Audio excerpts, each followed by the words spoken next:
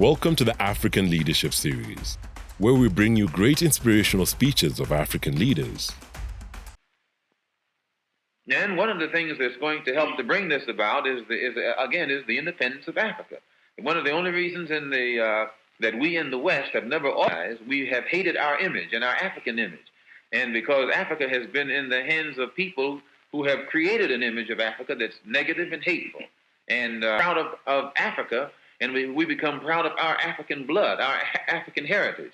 And this is what is beginning to make the Africans in the Western Hemisphere today develop more race pride. And as this race pride develops, then it has a tendency to make us want to unite together and work together. And your Western imperialists and colonialists consider this to be a grave threat, more threat than communism or Marxism or socialism or anything else. The Africanism is what they consider to be the real threat.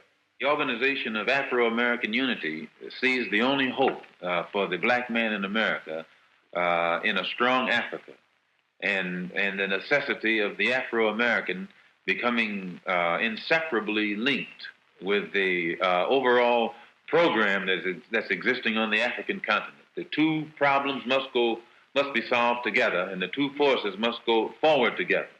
And so the Organization of Afro-American Unity has a program to link the Afro-Americans with the Africans and the Africans with the Afro-Americans. When I say Afro-Americans, I mean those throughout the entire Western Hemisphere.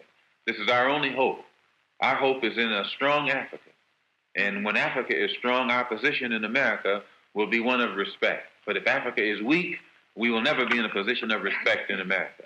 They used to have a saying that one doesn't have a Chinaman's chance. But they don't say that anymore. They used that expression back when China was weak. But now since Mao Zedong has been successful in making China a strong country, the Chinese have more chance than anybody else. So this saying has become outdated. Well, just as it took a strong China to give a Chinese person respect, wherever that Chinese person is found on this earth, when we get a strong Africa, the person of African origin or African ancestry will be respected any place on this earth, even in America. But he will not be respected in America until Africa is strong, just as the Chinaman wasn't respected abroad until China became strong. And in all of these, many of these countries in South America and Central America, and even in Canada, they are heavily populated with people whose ancestors came from Africa. So when you total up the number of Afro-Americans, real Afro-Americans, in the Western Hemisphere, there are perhaps 100 million. And if these people ever unite among themselves, not only is it necessary for the Afro-Americans in the United States to be organized, but it's also necessary for the Afro-Americans in the Caribbean, or the Afro-Cubans, the Afro-Brazilians. It's necessary for all of them to be organized. And then once they are organized in each place, we have to organize among ourselves so that the Afro-American in the United States will be working in conjunction in a coordinated program with those who are in Cuba and those in Brazil and those in Venezuela and those throughout the Caribbean and Haiti and in the West Indian Islands. And in this way, we actually get strength. And it's not an accident that there's no organization existing in the Western Hemisphere that's designed toward that end. It would be a direct threat to imperialism as it really exists and to colonialism as it exists in the West.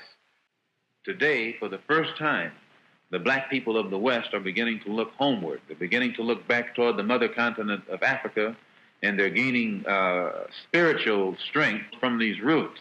The African continent is on the rise, the motherland is on the rise, and our people all over the Western Hemisphere are looking back at this rising continent and the unity of that continent, and it's giving us strength and hope for the future. And for the first time, not only is the black man on the African continent fighting and seeking and fighting for his place in the sun, but his fight is putting the same spirit in the black people in the West, and we are also seeking and fighting for our place in the sun, and we will not rest until that place has been secured.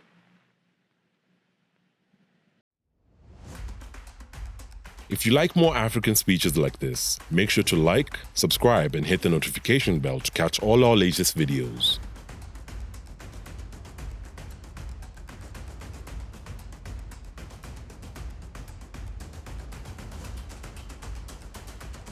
Remember to leave your suggestions on the topics you would like us to cover in the comments below.